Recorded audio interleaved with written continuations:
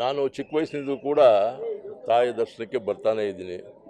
ವಿಶೇಷವಾಗಿ ಈ ಬಾರಿ ನನ್ನ ಕುಟುಂಬ ಸಮೇತ ಮಕ್ಕಳ ಸಮೇತ ತಾಯಿ ದರ್ಶನ ಪಡೆದು ತಾಯಿ ಆಸನ ಮುಂದೆ ಭವಿಷ್ಯತ್ತಿನ ಒಳ್ಳೆಯದಾಗಲಿ, ಇನ್ನು ಹೆಚ್ಚಿನ ಸೇವೆ ಮಾಡೋದು ಅವಕಾಶ ದೊರಕಲಿ ಅಂತೇಳಿ ಆ ತಾಯಿ ಸನ್ನಿಧಿಯಲ್ಲಿ ಪ್ರಾರ್ಥಿಸ್ಕೊಂಡಿದ್ದೀನಿ.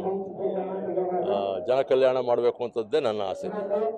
ಜನರ ಸೇವಕನಾಗಿ ಜನ ಕಲ್ಯಾಣ ಕಾರ್ಯಕ್ರಮವನ್ನು ಇನ್ನು ಹೆಚ್ಚಿನ ರೀತಿಯಲ್ಲಿ ಕ್ಷೇತ್ರ, ಜಿಲ್ಲೆ ಮಟ್ಟದಲ್ಲಿ ರಾಜ್ಯ ಮಟ್ಟಕ್ಕೆ ಒಂದು ಅವಕಾಶ ಕಲ್ಪಿಸ್ಕೊಡುವಂಥದ್ದಕ್ಕೆ ಆ ಚಾಮುಂಡಿ ತಾಯಿ ಅವಕಾಶ ಮಾಡಿಕೊಡ್ಲಿ ಅಂತೇಳಿ ಪ್ರಾರ್ಥಿಸ್ಕೊಂಡಿದ್ದೀನಿ. ಒಳ್ಳೆಯದಾಗುತ್ತೆ ಅಂತ ನಂಬಿದ್ದೀನಿ ತಾಯಿಯಲ್ಲಿ.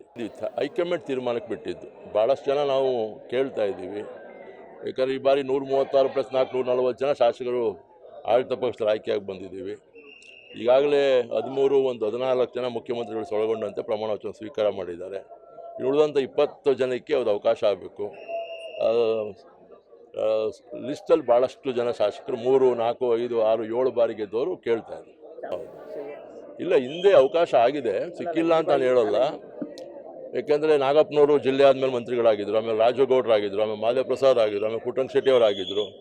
ನನ್ನ ಒಂದು ಮನವಿ ಏನಂದರೆ, ರಾಷ್ಟ್ರೀಯ ನಾಯಕರಲ್ಲಿ ವರಿಷ್ಠರಲ್ಲಿ ಪರಿಶಿಷ್ಟ ಜಾತಿ ಮೀಸಲು ಕ್ಷೇತ್ರದ ಯಾವೊಬ್ಬ ಶಾಸಕ 97 ಜಿಲ್ಲೆ ಆದಮೇಲೆ ಈವರೆಗೂ ಕೂಡ ಮಂತ್ರಿ ಆಗ್ತಕ್ಕಂಥ ಅವಕಾಶ ಕಾಂಗ್ರೆಸ್ ಪಕ್ಷದಲ್ಲೇ ಆಗಲಿ, ಇಂದಿನ ದಳದ ಪಕ್ಷದಲ್ಲೇ ಆಗಲಿ ಅವಕಾಶ ಆಗಿಲ್ಲ.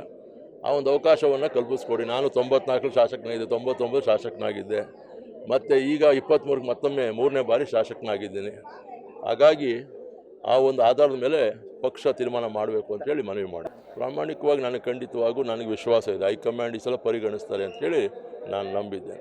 ವಿದ್ಯಾರ್ಥಿಗಳ ದೃಷ್ಟಿಯಿಂದ ನಮ್ಮ ಪಕ್ಷದ ರಾಷ್ಟ್ರೀಯ ನಾಯಕರುಗಳು ಆ ಒಂದು ಪ್ರತಿಭಟನೆಯಲ್ಲಿ ಪಾಲ್ಗೊಂಡಾಗ ನಾವು ಕೂಡ ಎಲ್ಲ ದೆಹಲಿನಲ್ಲೇ ಇದ್ವಿ.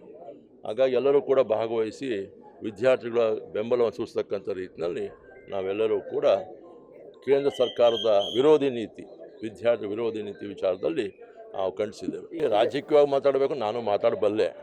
ರಾಜಕೀಯ ಬೇಡ, ದೇವ್ರ ಸನ್ನಿಧಿ ಇದ್ದೀವಿ. ಯಾರು ಅನ್ಯಾಯ ಮಾಡೋದು ಅವರಿಗೆ ಶಿಕ್ಷೆಗೆ ಒಳಗಾಗಲಿ.